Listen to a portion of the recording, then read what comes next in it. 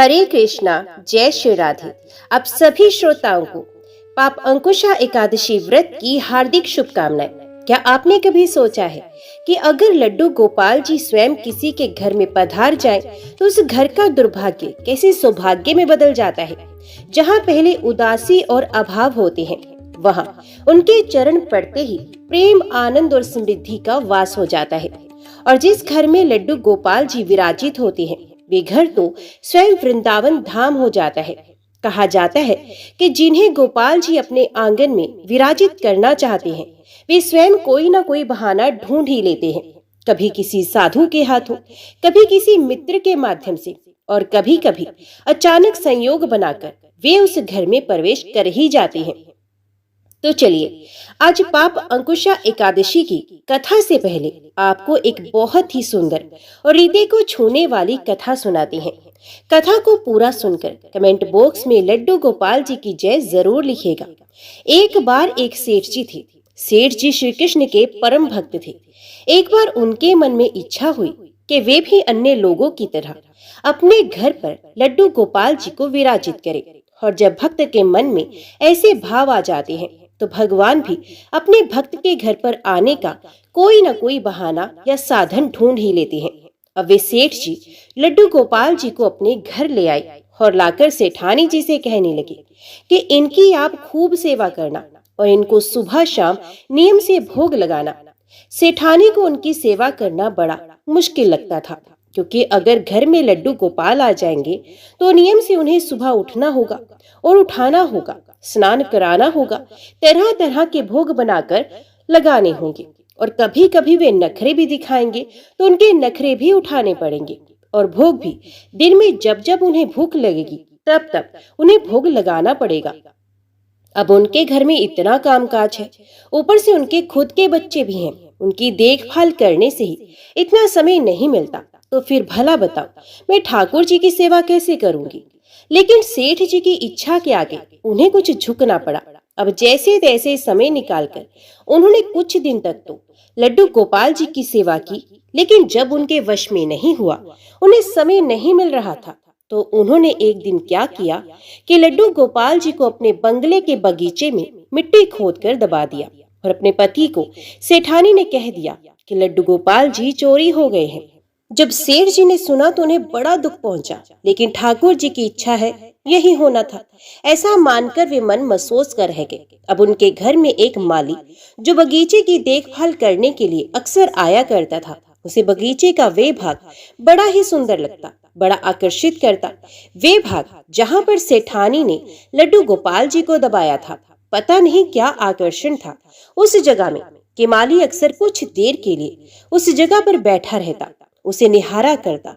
एक भी मधुर सी सुगंध उसकी नाक में बस जाया करती।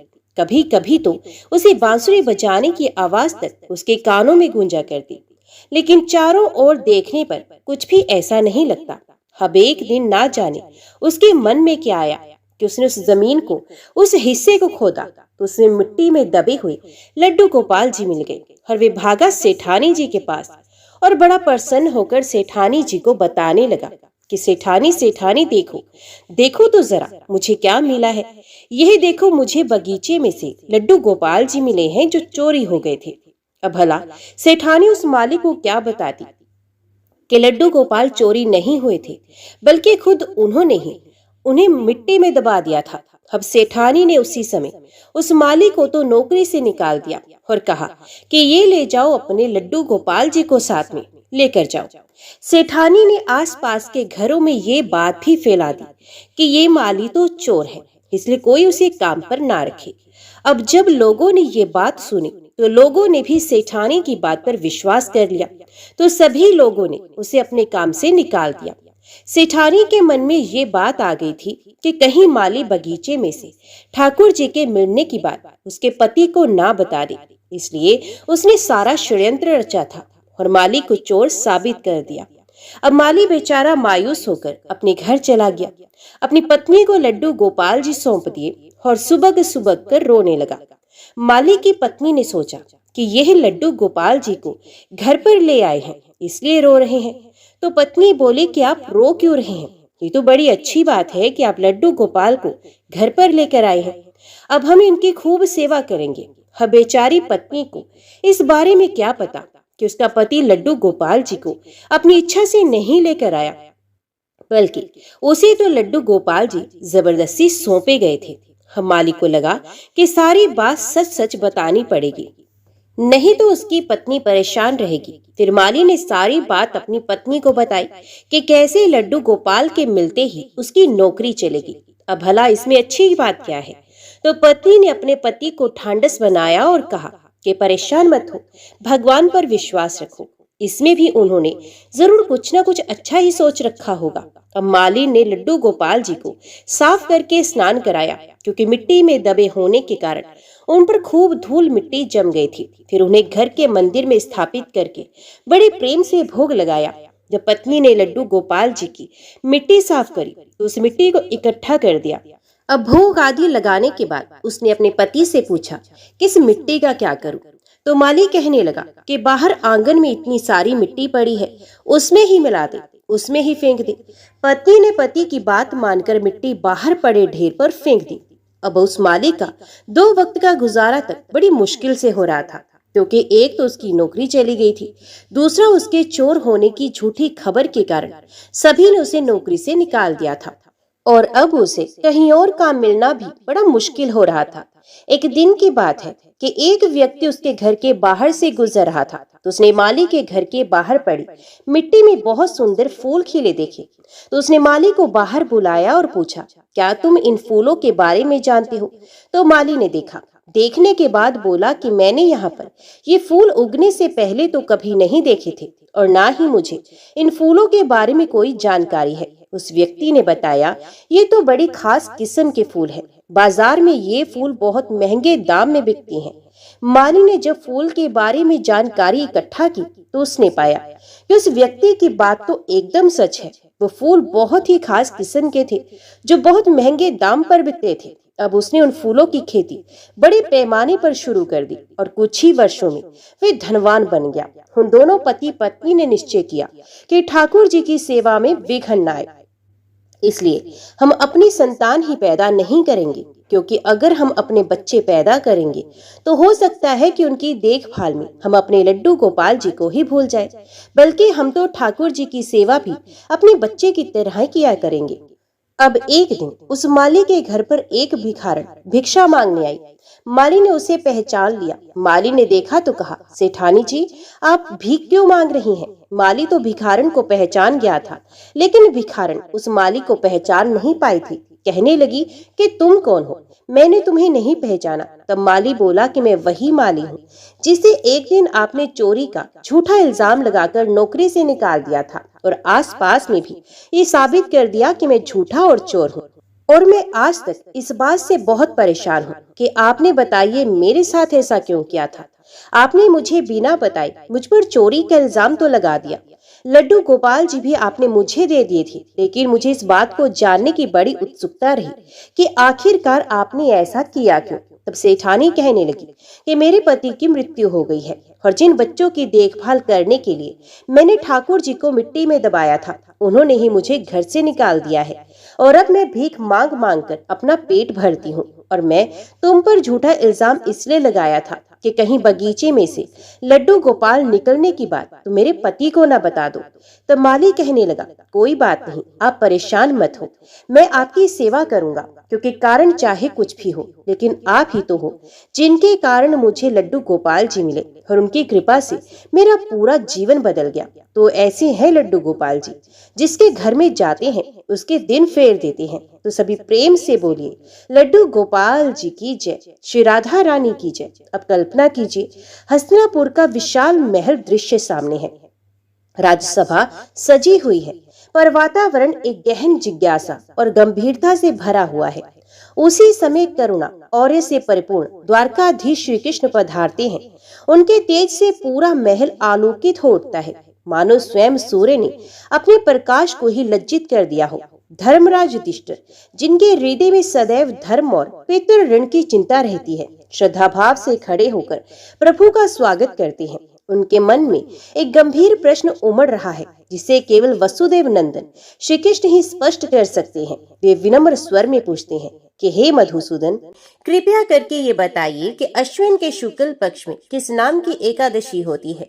तो भगवान श्री कृष्ण ने कहा कि हे राजन, अश्विन के शुक्ल पक्ष में जो एकादशी होती है वे पाप अंकुशा के नाम से विख्यात है, जिस पापों को हरने वाली तथा उत्तम है। उस दिन संपूर्ण मनोरथों की प्राप्ति के लिए मनुष्य को स्वर्ग और मोक्ष प्रदान करने वाले पद्मनाभ संज्ञक मुझ वसुदेव का पूजन करना चाहिए। जितेंद्रिय मुनि चिरकाल तक कठोर तपस्या करके जिस फल को प्राप्त करता है वह उस दिन भगवान गरुड़ ध्वज को प्रणाम करने से ही मिल जाता है। पृथ्वी पर जितने तीर्थ और पवित्र देवालय हैं, उन सबके सेवन का फल भगवान विष्णु के नाम कीर्तन मात्र से मनुष्य प्राप्त कर लेता है। जो शारंग धनुष धारण करने वाले सर्वव्यापक भगवान जनार्दन की शरण में जाते हैं, उन्हें कभी यमलोक की यातना भोगनी नहीं पड़ती। यदि अन्य कार्य के प्रसंग से भी मनुष्य एकमात्र एकादशी को उपवास कर ले तो उसे कभी यम यातना प्राप्त नहीं होती। जो पुरुष विष्णु भक्त होकर भगवान शिव की निंदा करता है वे भगवान विष्णु के लोक में स्थान नहीं पाता, उसे निश्चय ही नरक में गिरना पड़ता है। इसी प्रकार यदि कोई शैव या पाशुपत होकर भगवान विष्णु की निंदा करता है तो वे घोर रौरव नरक में डालकर तब तक पकाया जाता है जब तक कि 14 इंद्रों की आयु पूरी नहीं हो जाती। ये एकादशी स्वर्ग और मोक्ष प्रदान करने वाली, शरीर को निरोग बनाने वाली तथा सुंदर स्त्री, धन एवं मित्र देने वाली है। राजन, एकादशी को दिन में उपवास और रात्रि में जागरण करने से अनायास ही विष्णु धाम की प्राप्ति होती है। राजेंद्र, वह पुरुष मातृ पक्ष की 10, पिता पक्ष की 10 तथा स्त्री के पक्ष की भी 10 पीढ़ियों का उद्धार कर देता है। एकादशी व्रत करने वाले मनुष्य दिव्य रूपधारी, चतुर्भुज, गरुड़ की ध्वजा से युक्त, हार से सुशोभित और पीताम्बरधारी होकर भगवान विष्णु के धाम को जाते हैं। अश्विन के शुक्ल पक्ष में पाप अंकुशा का व्रत करने मात्र से ही मानव सपापों से मुक्त हो श्रीहरि के लोक में जाता है। जो पुरुष स्वर्ण, तिल, भूमि, गो, अन्न, जल, जूते और छाते का दान करता है वे कभी यमराज को नहीं देखता। हे राजन, दरिद्र पुरुष को भी चाहिए कि वे यथाशक्ति स्नान, दान आदि क्रिया करके अपने प्रत्येक दिन को सफल बनाए। जो होम, स्नान, जप, ध्यान और यज्ञ आदि पुण्य क्रम करने वाले हैं, उन्हें भयंकर यम यातना दिखाई नहीं पड़ती। लोक में जो मानव दीर्घायु, धनाढ्य, कुलीन और निरोग देखे जाते हैं वे पहले के पुण्यात्मा हैं। पुण्यकर्ता पुरुष ऐसे ही देखे जाते हैं।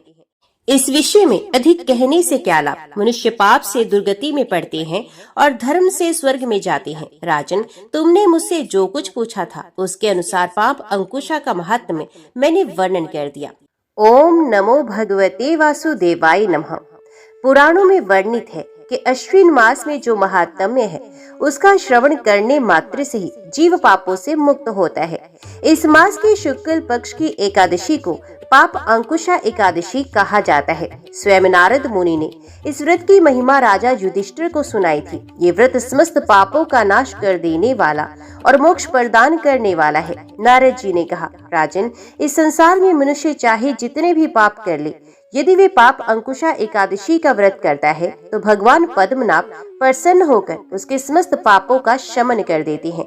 जैसे अग्नि में पड़कर सोना शुद्ध होता है, वैसे ये व्रत मनुष्य को निर्मल बनाता है। अब ध्यान से सुनिए उस कथा को जिसमें एक पापी शिकारी ने केवल इस व्रत के प्रभाव से जीवन मोक्ष पाया। बहुत समय पहले विंध्याचल के पर्वतमालाओं के बीच एक घना और भयाव्य वन था। उस वन में अनेक हिंसक पशु रहते थे। सिंह की गर्जना और हाथियों की चिंगाड़ दूर दूर तक सुनाई देती थी। उस वन के किनारे एक छोटा सा गांव था। गांव के बाहर कुटिया बनाकर एक व्यक्ति अपने परिवार के साथ रहता था। उसका नाम था विनायक। विनायक पेशे से शिकारी था। उसने बचपन से ही धनुष बाण चलाना सीखा था। जंगल का हर कोना उसके लिए खुली दुकान था। वे जाल बिछाता, फंदे लगाता और निष्ठुरता से पशु पक्षियों का वध करता। उसका हृदय करुणा से विहीन था। हिरण की कोमल आंखें, खरगोश की मासूम छलांग, पक्षियों का कलरव, ये सब उसके लिए सिर्फ भोजन और व्यापार का साधन था। गांव के लोग उससे डरते थे। बच्चे उसके निकट जाते तो माताएं उन्हें खींचकर रोक लेती। विनायक का जीवन सिर्फ 3 बातों में बंधा था: शिकार करना, मांस और मदिरा का सेवन करना और धन इकट्ठा करना। पत्नी और बच्चे भी उसी जीवन में डूबे हुए थे। घर में रोज शराब की गंध और मांसाहार का धुआं फैला रहता। विनायक अक्सर अपने साथियों के साथ जुआ खेलता, झगड़ता और नशे में हिंसक कृत्य करता। दिन बीतते गए। विनायक के पास धन तो आता रहा, परंतु भीतर एक अजीब बेचैनी जन्म ले लेती। रात में जब वे सोता तो स्वप्न में उसे रक्त से भीगे हाथ दिखाई देते। कभी वे देखता कि उसके शिकार किए गए हिरण उसे घेर कर देख रहे हैं। कभी पक्षियों की करुणा चीखे उसके कानों में गूंज उठती। धीरे धीरे उसकी नींद टूटने लगी। जब आंख खुलती तो शरीर पसीने से तर हो जाता। एक रात उसने स्वप्न देखा। दो भयानक दूत, जिनके शरीर काले और आंखें लाल अंगारे जैसी थी, उसके सामने खड़े थे। वे उसे लोहे की जंजीरों से बांधते और घसीटते हुए ले जाते थे। मार्ग में गड्ढे, आग और जहरीले सांप दिखाई देते थे। वे चीखता है, लेकिन कोई उसकी सहायता नहीं करता। स्वप्न से जाकर उसका हृदय कांप उठा और उसने सोचा, क्या सचमुच मृत्यु के बाद मुझे यही सब भोगना पड़ेगा? यदि यमराज ने मेरे पाप गिने तो मैं कहाँ जाऊंगा? उसकी आंखों के सामने बीते वर्षों के दृश्य आने लगे। निर्दोष हिरण का वध, गिलहरी और खरगोश की चीखें, पक्षियों के पंख तोड़कर उन्हें मारना, शराब के नशे में स्त्रियों और मित्रों को अपमानित करना। विनायक का मन अब भय से भरने लगा। एक दिन प्रातःकाल वे धनुष बाण लेकर शिकार के लिए निकला। जंगल की पगडंडी पर चलते हुए उसने देखा, एक विशाल पीपल के नीचे एक तेजस्वी पुरुष ध्यान मगन बैठे हैं। उनकी जटा लटक रही थी, शरीर पर चमकते हुए भस्म के चिन्ह और आंखों में करुणा। विनायक ने सोचा, ये कोई साधु होंगे, परंतु इस घने जंगल में अकेले क्यों बैठे हैं? साधु ने आंखें खोली और मुस्कुराते हुए कहा, आओ विनायक। विनायक चौंक गया। आप मेरा नाम कैसे जानते हैं? साधु बोले, मैं नारद हूँ, सबके अंतकरण को जानने वाला। तुम्हारे पाप और तुम्हारी बेचैनी मुझे स्पष्ट दिखाई दे रही है। विनायक भयभीत होकर बोला, महात्मन, यदि आप सबको जानते हैं तो मुझे बताइए, क्या मेरे पापों का कोई प्रायश्चित है? रात दिन मुझे यमदूतों का भय सताता है। नारद मुनि ने गंभीर स्वर में कहा, विनायक, ये संसार नश्वर है। जो जैसा कर्म करता है उसे वैसा ही फल मिलता है, किंतु भगवान विष्णु ने मनुष्य को मुक्ति का मार्ग दिखाया है। अश्विन मास के शुक्ल पक्ष की पाप अंकुशा एकादशी आने वाली है। यदि तुम उस दिन श्रद्धा पूर्वक उपवास और भगवान पद्मनाभ का पूजन करोगे तो तुम्हारे पाप उसी प्रकार नष्ट होंगे जैसे सूर्य निकलने पर अंधकार। ये व्रत तुम्हें वैकुंठ धाम का अधिकारी बना सकता है। विनायक स्तब्ध रह गया। क्या सचमुच मेरे जैसे पापी का उद्धार संभव है? नारद जी मुस्कुराए, भगवान की करुणा असीम है। एक छोटा दीपक भी अंधकार मिटा देता है, तो भला एकादशी व्रत जैसे तेजस्वी साधन से पाप क्यों नहीं मिटेंगे? नारद मुनि के वचन सुनकर शिकारी विनायक घर लौट आया, लेकिन उसके मन में तूफान मच गया था। अब तक उसका जीवन केवल शिकार, मांस और मदिरा तक ही सीमित था। एक दिन भी यदि वे जंगल में नहीं जाता तो बेचैनी होती। मदिरा का नशा उसकी नसों में जैसे आग की तरह दौड़ता था। और अब एक साधु ने उससे कहा कि वे एकादशी को उपवास करे, हिंसा छोड़े, भगवान विष्णु की आराधना करे। रात को जब वे अपनी झोपड़ी में लेटा तो बार बार उसके कानों में नारद जी के शब्द गूंजते रहे, अश्विन शुक्ल एकादशी का व्रत करो, पाप मिटेंगे, वैकुंठ का द्वार खोलेगा। लेकिन तुरंत ही भीतर से आवाज आई, क्या ये संभव है? मेरे जैसे पापी को भगवान स्वीकार करेंगे? मैं तो दिन रात मांसाहार करता हूँ, शराब पीता हूँ, पशुओं का वध करता हूँ। क्या एक दिन का व्रत मेरे पाप को धो सकता है? ये करवटें बदलता रहता। कभी उसके सामने अपने किए हुए पापों की तस्वीर आती, रक्त से सना हुआ बाण, चीखते हुए पशु, बेचैन आत्माएं। और कभी उसे लगता, शायद नारद जी सच कहते हैं, शायद अभी भी अवसर है।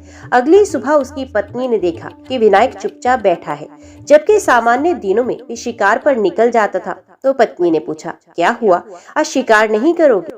घर में अन्न का दाना नहीं बचा, बच्चे भूखे रहेंगे। विनायक ने धीमे स्वर में कहा, कल मुझे एक साधु मिले थे। उन्होंने बताया कि अश्विन मास की शुक्ल एकादशी आने वाली है। यदि हम उस दिन उपवास और पूजन करें तो हमारे पाप मिट सकते हैं। पत्नी हंस पड़ी और बोली, तुम और उपवास, तुम्हें तो आधे दिन भी बिना मांस और मदिरा के चैन नहीं मिलता। और भगवान, वे तो साधु संतों के लिए हैं, हमारे जैसे पापियों को कौन स्वीकार करेगा? विनायक गंभीर स्वर में बोला, नहीं, मैंने साधु के नेत्रों में सच्चाई देखी है, उनकी वाणी में करुणा थी। मुझे लगता है कि यदि अब भी मैंने मार्ग ना बदला तो मृत्यु के बाद मुझे यमदूत खींच कर ले जाएंगे। मैं और नहीं सह सकता। मैं पाप अंकुशा एकादशी का व्रत करूंगा, चाहे कितना भी कठिन क्यों ना हो। पत्नी ने उपेक्षा से मुंह फेर लिया, पर भीतर से वह भी डर गई। दिन बीते, एकादशी नजदीक आई। विनायक ने निश्चय किया कि व्रत के दिन शराब और मांस नहीं छुएगा, लेकिन जैसे जैसे वे सोचता, उसके भीतर ललक जाग उठती, उसके हाथ कांपने लगते, गला सूख जाता। जैसे वे मांसाहार से दूर रहने की कोशिश करता, उसे भूख और नशे की तड़प दोहरी शक्ति से पकड़ लेती। कभी वे सोचता, छोड़ो ये सब, कौन देख रहा है, मैं फिर से जंगल में जाकर शिकार करूंगा। लेकिन तभी नारद जी की वाणी याद आ जाती, एक छोटा दीपक भी अंधकार मिटा देता है, व्रत से पाप नष्ट होंगे। वे गहरी सांस लेकर अपने को संभालता। गांव में जब लोगों ने सुना कि शिकारी विनायक उपवास करने वाला है, तो सब हंसने लगे। किसी ने कहा, क्या कभी लोमड़ी शाकाहारी हो सकती है, ये शिकारी उपवास करेगा। दूसरे ने उपहास किया, इतने वर्षों के पाप क्या एक दिन के व्रत से मिटेंगे। विनायक ने ये सब सुना, पर मन में ठान लिया, चाहे लोग हंसे, मुझे अब अपना जीवन बदलना ही होगा। एकादशी से एक दिन पहले वे गांव के तालाब में स्नान करने गया। जल में उतरते ही उसे लगा जैसे वर्षों का बोझ कुछ हल्का हुआ। फिर उसने पास के मंदिर में तुलसी दल लिया और घर लौट आया। पत्नी और बच्चों से कहा, कल हम सब उपवास करेंगे, तुम चाहे ना करो, पर मैं अवश्य करूंगा। रात भर वे जागता रहा, कभी मन में भय, कभी आशा। उसने पहली बार अपने जीवन का आत्म मंथन किया। सुबह सूर्योदय से पहले वे स्नान कराया, शरीर पर स्वच्छ वस्त्र धारण किए, माथे पर चंदन लगाया, घर के कोने में मिट्टी से वेदी बनाई, उस पर भगवान विष्णु का चित्र रखकर दीप जलाया। उसने कांपते हाथों से संकल्प लिया, मैं विनायक अपने पापों से क्षमा याचना करते हुए अश्विन शुक्ल पाप अंकुशा एकादशी का व्रत करता हूँ। उस क्षण उसका हृदय कांप उठा। दिन भर उसने अन्न का एक दाना भी नहीं छुआ, केवल जल और तुलसी दल ग्रहण किया। जब भी भूख सताती, वे आंखें मूंदकर भगवान विष्णु का नाम जपने लगता, ओम नमो नारायणाय। पत्नी और बच्चे भी उसका उपहास करने के बजाय चुप हो गए। उन्हें लगा कि आज विनायक के भीतर सचमुच कुछ बदल रहा है। संध्या समय जब उसने भगवान को दीप अर्पित किया, तो उसके मन में शांति का ऐसा अनुभव हुआ जैसा उसने कभी नहीं जाना था। उसकी आंखों से आंसू बह निकले। वे सोचने लगा, क्या ये वही मैं हूँ जिसने जीवन भर रक्त बहाया, आज ये आंसू क्यों बह रहे हैं? शायद ये भगवान की करुणा है। रात्रि को उसने जागरण किया, मंत्र कथा और स्तुति का श्रवण किया। पहली बार उसके हृदय में भक्ति का अंकुर फूटा। धीरे धीरे उसे लगा जैसे उसके पापों का बोझ हल्का हो रहा है। मध्य रात्रि को उसे अद्भुत स्वप्न आया। उसने देखा, आकाश में दिव्य प्रकाश फैला हुआ है। चार भुजाओं वाले भगवान पद्मनाभ पीताम्बर धारण किए, शंख चक्र गदा और पद्म लिए खड़े हैं। उनकी मुस्कान अमृत जैसी थी। उन्होंने कहा, विनायक भय मत करो, तुम्हारे पाप अंकुशित हो चुके हैं। जैसे हाथी को अंकुश नियंत्रित करता है, वैसी ये एकादशी तुम्हारे पापों को वश में कर चुकी है। अब तुम्हारा मार्ग मोक्ष की ओर होगा। विनायक रो पड़ा और उनके चरणों में गिर पड़ा। एकादशी की रात जब विनायक ने जागरण किया, मंत्रोच्चारण सुने और भगवान के नाम का स्मरण किया, तो उसका हृदय भीतर तक बदल चुका था। सुबह जब सूर्य की किरणें झोपड़ी के भीतर आई, तो उसे ऐसा लगा मानो नई जिंदगी की शुरुआत हो गई हो। पहली बार उसने अपने बच्चों को प्रेम से निहारा। पत्नी से मधुर स्वर में बोला, आज से हमारे घर में रक्त और नशे का धुआं नहीं फैलेगा, हम अब सत्य और भक्ति का जीवन बिताएंगे। पत्नी स्तब्ध रह गई। वे समझ नहीं पा रही थी ये वही विनायक है जो गुस्से में जरा सी बात पर हाथ उठा देता था। उस दिन के बाद विनायक ने जंगल जाना बंद कर दिया। उसने अपने धनुष बाण और फंदे नदी में प्रवाहित कर दिए। उसके मित्र शिकारी जब उससे मिलने आए तो बोले, क्या हुआ, क्यों शिकार छोड़ दिया, तुम्हें क्या हो गया है, बिना शिकार के जीवन कैसे चलेगा? विनायक ने दृढ़ स्वर में कहा, अब मैं जीव हत्या नहीं करूंगा। एकादशी के व्रत ने मुझे सिखाया है कि हिंसा पाप है। भगवान के प्रिय बनने के लिए करुणा ही सबसे बड़ा हथियार है। मित्र हंस पड़े और कहते, क्या कभी बाघ अपनी आदत छोड़ सकता है? तुम फिर लौटोगे। पर विनायक ने संकल्प किया था, उसने उनकी बातों पर ध्यान नहीं दिया। पहले जहां भी पशुओं का वध करता, अब वहीं घायल पक्षियों और जानवरों की सेवा करने लगा।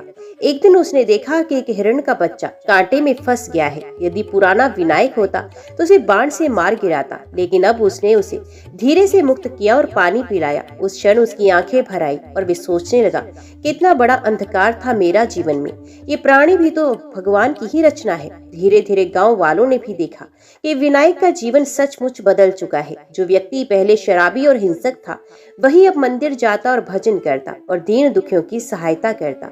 गांव के बुजुर्ग बोले, ये तो सचमुच चमत्कार है। शायद सच है कि पाप अंकुशा एकादशी किसी को भी बदल सकती है। बच्चे जो पहले उससे डरते थे अब उसके पास खेलने लगे। वे उन्हें धर्म की बातें सुनाता, करुणा और सत्य की शिक्षा देता। पत्नी जिसने पहले उपहास किया था अब स्वयं उसके साथ उपवास करने लगी। बच्चे भी मांसाहार से दूर हो गए। विनायक के घर में पहली बार भजन कीर्तन की ध्वनि गूंजने लगी। धीरे धीरे उसका पूरा परिवार धर्ममय हो गया। वर्षों बीत गए। विनायक ने भक्ति, सेवा और दया से अपना जीवन बिताया। अब उसके बाल सफेद हो चुके थे, शरीर कमजोर हो गया था, लेकिन उसकी आंखों में शांति और मुख पर तेज था। एक दिन वे अपने घर के आंगन में तुलसी के पौधे के पास बैठा हुआ भगवान विष्णु का नाम जप रहा था। अचानक उसे लगा कि उसका प्राण निकलने वाला है। उसने पत्नी और बच्चों को बुलाकर कहा, डरो मत, मृत्यु कोई अंत नहीं, ये तो केवल भगवान के चरणों में पहुंचने का मार्ग है। पाप अंकुशा एकादशी के व्रत ने मुझे ये आशीर्वाद दिया है। इतना कहकर उसने आंखें मूंद ली। उसी क्षण वातावरण में परिवर्तन हुआ। आकाश में बिजली सी चमक और दो भयानक यमदूत प्रकट हुए। उनके हाथों में लोहे की जंजीरें और त्रिशूल थे। वे बोले, ये वही विनायक है जिसने जीवन भर पाप किए, इसे हमारे साथ चलना होगा। परंतु तभी वहां दिव्य प्रकाश फैला। 4 विष्णुदूत स्वर्णिम वस्त्र पहने, हाथों में गदा और शंख लिए प्रकट हुए। उनका रूप तेजोमय था। उन्होंने कहा, रुको यमदूतों, विनायक अब तुम्हारे अधिकार में नहीं है। उसने पाप अंकुशा एकादशी का व्रत किया है, हिंसा त्यागी और भक्ति का जीवन जिया। अब ये वैकुंठ का अधिकारी है। यमदूत पीछे हट गए, उनका तेज क्षीण हो गया। विष्णु दूतों ने विनायक की आत्मा को दिव्य विमान पर बिठाया। उसने देखा नीचे उसका शरीर पड़ा है और परिवार रो रहा है, लेकिन उसके भीतर आनंद उमड़ रहा था। धीरे धीरे विमान आकाश में ऊपर उठता गया, स्वर्णिम मार्ग पर भी बढ़ता गया। उनके सामने दिव्य लोक, जहाँ दुख, रोग और मृत्यु नहीं थी। आखिरकार उसने देखा श्वेत प्रकाश से आच्छादित वैकुंठ धाम। वहाँ स्वयं भगवान पद्मनाभ खड़े थे। विनायक ने चरणों में गिरकर कहा, प्रभु, मेरे जैसे पापी को आपने अपनाया, यही आपकी असीम करुणा है। भगवान मुस्कुराए और बोले, विनायक, पाप अंकुशा एकादशी का व्रत करने से पाप अंकुशित हो जाते हैं। आज से तुम मेरे धाम में निवास करोगे। नारद मुनि ने युधिष्ठिर से कहा, राजन, यही पाप अंकुशा एकादशी की महिमा है। जिस प्रकार शिकारी विनायक पापों से मुक्त होकर वैकुंठ गया, वैसे ही जो भी श्रद्धा पूर्वक इस व्रत को करता है उसके पाप नष्ट होकर भगवान के धाम का मार्ग प्रशस्त हो जाता है। राजा युधिष्ठिर ने एक बार भगवान श्री कृष्ण से पूछा, मधुसूदन, अश्विन मास के शुक्ल पक्ष की एकादशी का क्या नाम है और उसका क्या फल है? किस प्रकार उसका पालन करना चाहिए और कौन सी कथा उससे जुड़ी है? तब भगवान श्री कृष्ण ने मुस्कुराते हुए कहा, राजन, यह एकादशी पाप अंकुशा एकादशी के नाम से प्रसिद्ध है। ये मनुष्य के जीवन भर किए हुए असंख्य पापों का नाश कर देती है और उसे मोक्ष प्रदान करती है। इस व्रत का प्रभाव इतना अद्भुत है कि यदि कोई दुष्ट, अपराधी, पापी, व्यभिचारी या व्यसनी भी इसे श्रद्धा पूर्वक करे तो वे भी मुक्त हो जाता है। तुम्हें एक कथा सुनाता हूँ। वे कथा एक नगर की वैश्या की है जिसने इस व्रत के कारण वैकुंठ धाम प्राप्त किया। बहुत समय पहले अवंती नगरी नामक एक समृद्ध नगर था। उस नगर में व्यापारी, सैनिक, ब्राह्मण, स्त्रियां और बच्चे सभी सुख शांति से रहते थे। नगर में ऊंचे ऊंचे प्रासाद, मंदिरों के शिखर और बाजारों की रौनक दूर दूर तक प्रसिद्ध थी। इसी नगर के बीच एक नर्तकी और वैश्या रहती थी जिसका नाम था मालविका। मालविका रूपवती थी। उसकी बड़ी बड़ी आंखें, काले केश और मधुर वाणी ने नगर के युवकों और धनवान व्यापारियों को आकर्षित कर लिया था। लेकिन उसका जीवन केवल धन और वासना पर आधारित था। उसका घर बाहर से महलों जैसा सजाया गया था। दरवाजों पर रंगीन पर्दे, भीतर मदिरा और नृत्य का शोर, सुगंधित धूप और चंदन की महक। लेकिन भीतर का वातावरण अधर्म से भरा था। रोज वहाँ दावत होती, संगीत और नृत्य चलता, पुरुष आते और धन लौटाते। मालविका उनके साथ हंसती, गाती और उनके धन से अपनी ऐश्वर्यपूर्ण जीवन शैली बनाए रखती। बाहरी ऐश्वर्य के बावजूद मालविका का हृदय खाली था। जब रात को सब लोग चले जाते, जब संगीत की धुनें थम जाती और दीपक बुझ जाते, तो वे अकेली बैठ जाती। उस समय उसकी आंखों से आंसू बहते और वे सोचती, लोग मुझे रूपवती और चतुर समझते हैं, लेकिन क्या मैं वास्तव में सुखी हूँ? दिन रात जो पाप मैं करती हूँ, क्या उसका कोई फल नहीं मिलेगा? क्या मैं जीवन भर ऐसे ही दूषित रहूंगी? धीरे धीरे उसके सपनों में भयावह दृश्य आने लगे। कभी वे देखती कि यमदूत उसे घसीट रहे हैं, कभी वे देखती कि उसकी आत्मा अग्नि में जल रही है, कभी उन स्त्रियों की छाया आती जिनके पति उसके कारण भटक गए थे।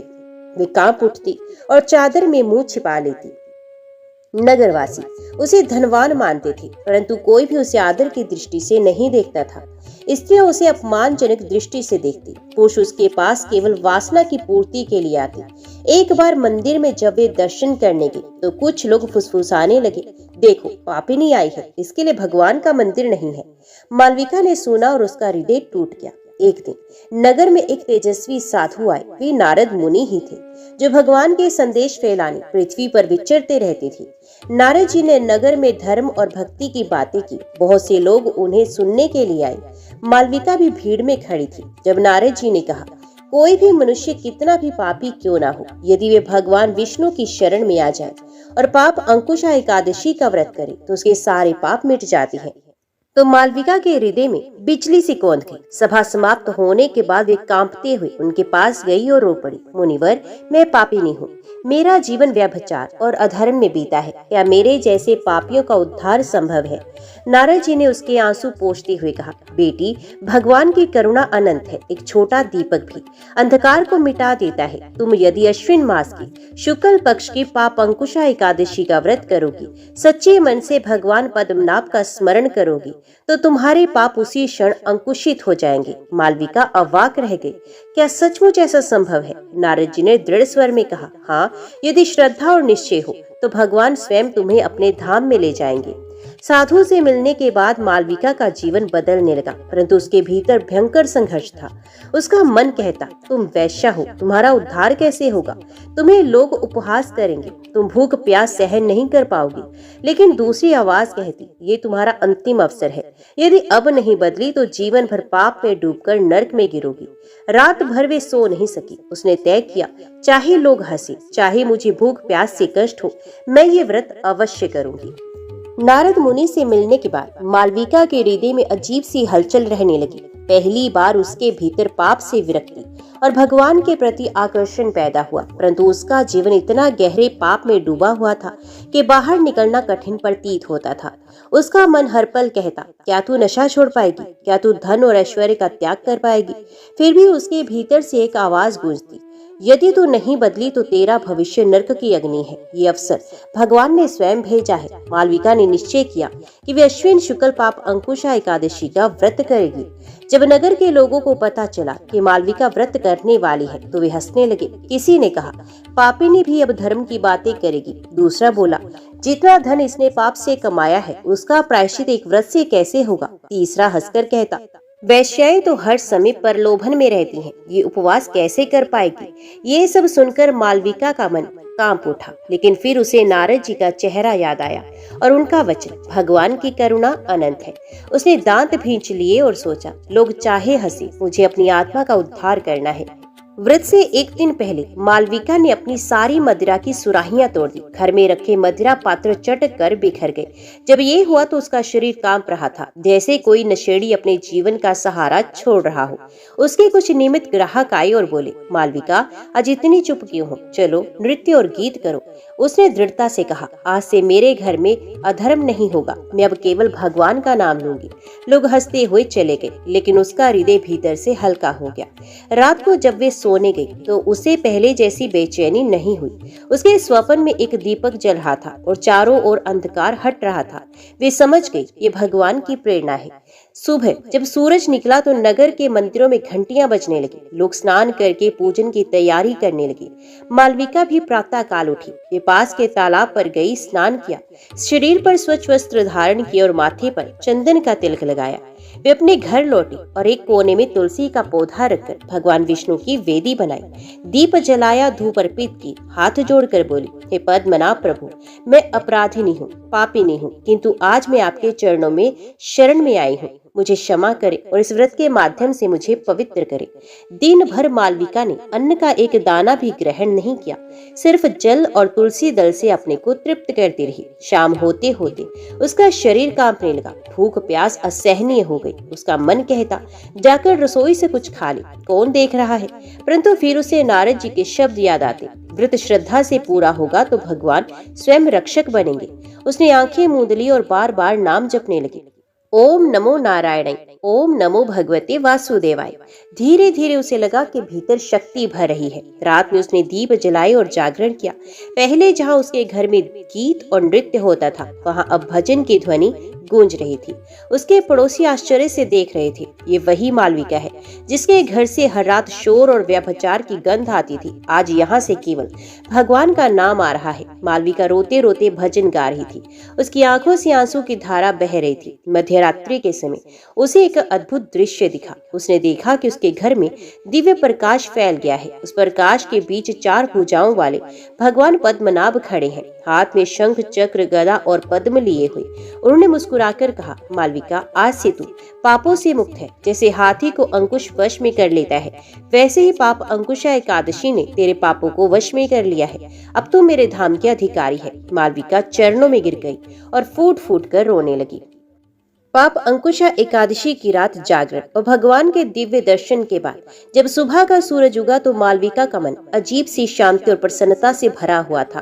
पहली बार उसे अपने जीवन में कोई भारी बोझ उतरता हुआ लगा। उसने स्नान कर पुनः भगवान पद्मनाभ की आराधना की और व्रत का पारण फलाहार से किया। उस क्षण उसने निश्चय कर लिया, आज से मेरा जीवन बदल चुका है। अब मैं ना पाप करूंगी, ना किसी को पाप के लिए प्रेरित करूंगी। जब नगर के लोगों को पता चला कि मालविका ने पूरे नियमों से उपवास और जागरण किया तो उन्हें विश्वास नहीं हुआ। किसी ने कहा, ये तो असंभव है, वैश्या और उपवास, ये तो छल है। दूसरा बोला, शायद ये किसी संत का प्रभाव है, पर देखना 2-4 दिन में फिर पुरानी राह पकड़ लेगी। लेकिन जब दिन बीतते गए और मालविका ने अपना पुराना धंधा छोड़ दिया तो सब दंग रह गए। उसने अपने घर से सारे वाद्य यंत्र, मदिरा के पात्र और नृत्य की सामग्री बाहर फेंक दी। अब उसके घर से केवल भजन की ध्वनि और तुलसी की सुगंध आती। मालविका ने निश्चय किया कि वे अब सेवा करेगी। उसने अपनी कमाई का एक बड़ा हिस्सा निर्धनों को दान में दिया, भूखे बच्चों को भोजन कराती, बीमारों की देखभाल करती और वृद्धों की सेवा। उसका जीवन अब किसी साध्वी से कम नहीं था। लोग कहते, देखो ये वही मालविका है जिसने नगर में वर्षों तक पाप फैलाया था और अब ये संत महिला बन गई है। निश्चय ही ये पाप अंकुशा एकादशी का प्रभाव है। एक दिन मालविका नगर के मुख्य विष्णु मंदिर में गई। पहले जब वे मंदिर में गए थे तो लोग उसे घृणा से देखते थे, लेकिन इस बार सबने उसका स्वागत किया। पुजारी ने कहा, बहन, भगवान ने तेरा हृदय शुद्ध कर दिया है, तू आज से हमारे साथ कीर्तन और सेवा में सम्मिलित हो। उसने आंसुओं से भरकर कहा, मुझे वही स्वीकार है। अब मैं अपने जीवन के शेष दिन भगवान की आराधना में ही बिताऊंगी।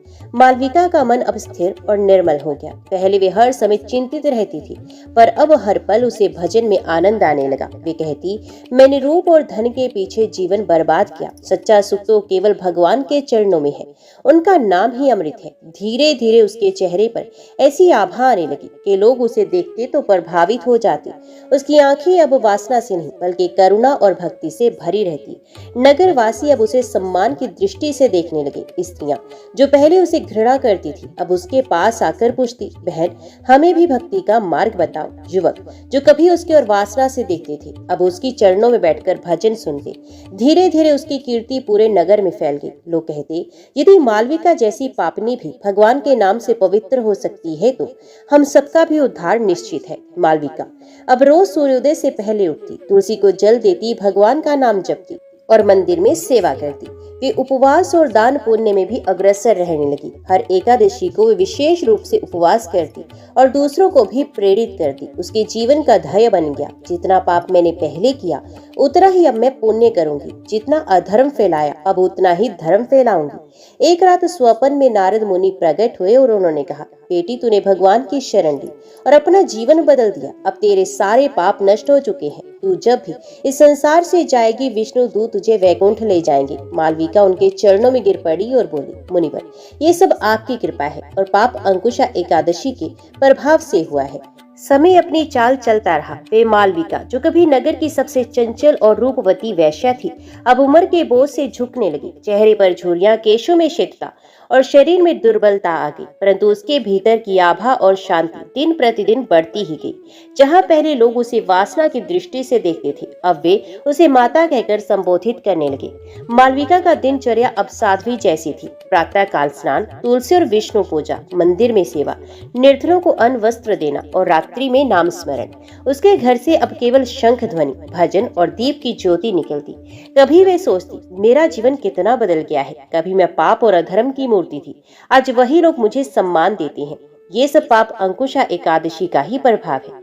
यदि उस दिन मैंने व्रत ना किया होता तो निश्चय ही नर्क की यातनाओं में भटक रही होती। उसके हृदय में भगवान के प्रति गहन कृतज्ञता भर जाती। एक दिन उसे अनुभव हुआ कि उसका जीवन अब अंत की ओर बढ़ रहा है। शरीर दिन प्रतिदिन कमजोर होता गया, लेकिन मन में तनिक भी भय नहीं था। उसने सोचा, जिसने भगवान का नाम लिया उसे मृत्यु से क्या डर। यमराज के दूत भी विष्णु भक्त को छू नहीं सकती। एक रात मालविका शैया पर लेटी हुई थी। उसके आसपास नगर के स्त्री पुरुष बैठे थे, जो उसे अब माता मानते थे। वे बार बार भगवान का नाम जप रही थी। ओम नमो भगवते वासुदेवाय। धीरे धीरे उसकी सांस मंद होने लगी। ज्यों ही उसकी प्राण वायु निकलने हुई, आकाश में एक गर्जना हुई। काले शरीर, लाल आंखें और भयानक रूप वाले यमदूत प्रकट हुए। वे लोहे की जंजीरें और फंदे लिए हुए थे। उन्होंने कहा, यह स्त्री अनेक जन्मों से पाप करती आई है, अब इसका हिसाब लेने का समय आ गया है। नगरवासी भय से कांपने लगे, लेकिन मालविका के चेहरे पर तनिक भी भय नहीं था। वे भगवान के नाम में तल्लीन रही। ज्यों ही यमदूत उसके पास पहुंचे, उसी क्षण आकाश से दिव्य विमान उतरा। उस विमान से 4 विष्णु दूत प्रकट हुए। उनके शरीर श्वेत, वस्त्र पीत वर्णी और हाथों में शंख, चक्र, गदा, पद्म थे। उनके आगमन से पूरा घर प्रकाश से भर गया। विष्णु दूतों ने दृढ़ स्वर में कहा, रुको यमदूतों, ये हमारी भगवत भक्त है। इसने पाप अंकुशा एकादशी का व्रत किया था और जीवन भर सेवा भक्ति में रही। अब इसका उद्धार हो चुका है, इस पर तुम्हारा अधिकार नहीं। यमदूत भय से कांप उठे और तुरंत वहां से अंतर ध्यान हो गए।